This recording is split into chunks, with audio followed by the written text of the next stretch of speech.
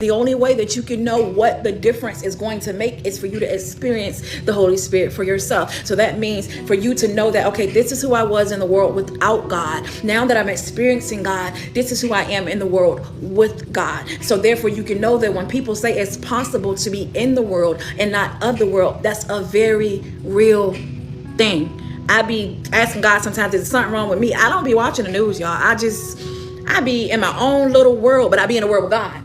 Let's get that settled right now. I be in the world with God. I be content with God, and anything that he wants me to know, he brings it to me. I don't go looking for it. But we're living in a time where people need to experience God for themselves.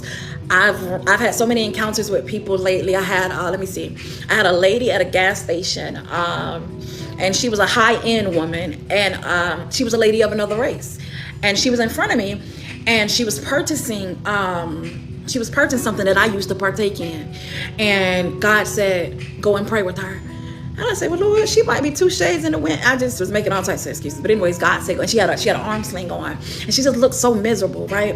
And so I followed her out of the store, and I said, hey, do you mind if I pray with you? I don't typically ask people, can I pray for them? I typically say, can I pray with you? Because I need for you to agree. Because remember, I can't experience this faith thing for you. You have the faith for yourself. And it should be unto you according to your faith. So if I'm praying with you, then I'm touching and agreeing with what it is that you want to take before the Lord. And so immediately she looked at me and her face lit up, and she said, yes, I would love that.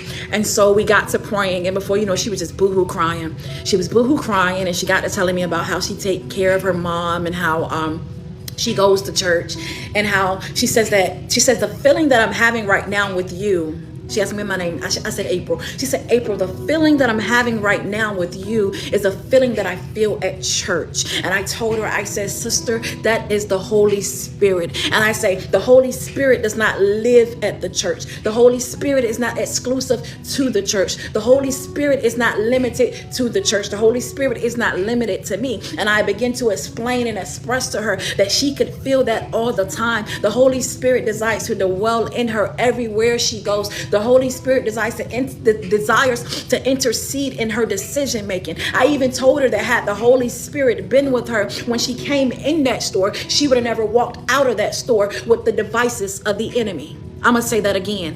Had the Holy Spirit been with her when she walked in that store, she would have never walked out that store with the devices of the enemy. And so anyways, we got to talking about that. And she was just, she said, I'm grateful. I'm happy that you were obedient. Thank you for being obedient. Thank you for praying with me. And she was talking about how, everybody in her family leans on her. She's the matriarch. She does this, she does that. And I explained to her that you can be no good for nobody else if you're no good for